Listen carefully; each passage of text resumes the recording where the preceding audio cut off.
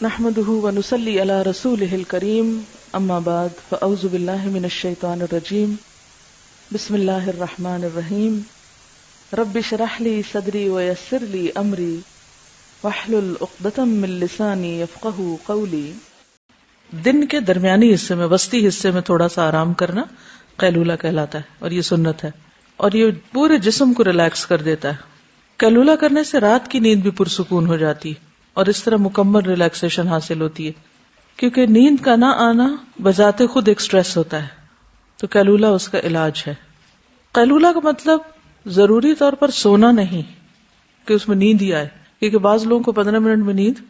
نہیں بھی آتی، تو اس صورت میں خاموشی کے ساتھ ریلیکس کرنا، آنکھیں بند کر کے کچھ دیر اپنے جسم کو بالکل ڈھیلا چھوڑ دینا،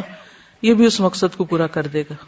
کیونکہ بعض لوگ ہو سکتا ہے یہ کہیں کہ ہمیں اتنی دیر میں نہ نیند آتی ہے اور نہ ہی ہمیں کچھ فائدہ، نہیں، ضرور فائدہ ہوتا ہے۔ اور اس میں اگر آپ کی عادت ہو جائے روز مخصوص ایک وقت پر لیٹنے کی، تو اس سے آپ کا یہ جو بایولوجیکل کلاک ہے وہ بھی سیٹ ہو جائے گی، اور پھر آہستہ آہستہ 2-4 منٹ کے لیے آپ سو بھی جائیں گے۔ 15 منٹ تک اگر آپ ساری ایکٹیویٹیز ختم کر دیں اور خاموشی کے ساتھ لیٹ جائیں تو دوبارہ آپ کا پورا سسٹم ریچارج ہو جاتا ہے، اور مستقل طور پر اگر آپ یہ عادت بنا لیں تو آپ کی صحت بہتر ہو جائے گی۔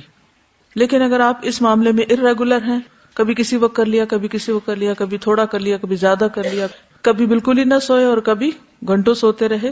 تو اس سے فائدہ نہیں ہوگا زیادہ۔ تو مختصر وقت کے لیے روزانہ کریں، یہ نہیں کہ چھٹی کے دن 2-3 گھنٹے سو گئے، اب اس کا نقصان کیا ہوتا ہے، پھر اگلے دن انسان وقت پہ نہیں اٹھتا، دیر سے نیند آتی، پھر دیر سے نیند کھلتی ہے، پھر ویک کا پہلا دن اگر ڈسٹرب ہے تو سارا ویک پھر ڈسٹرب ہو جاتا ہے ایک طرح سے۔ تو اس لیے اس معاملے میں اعتدال ضروری ہے۔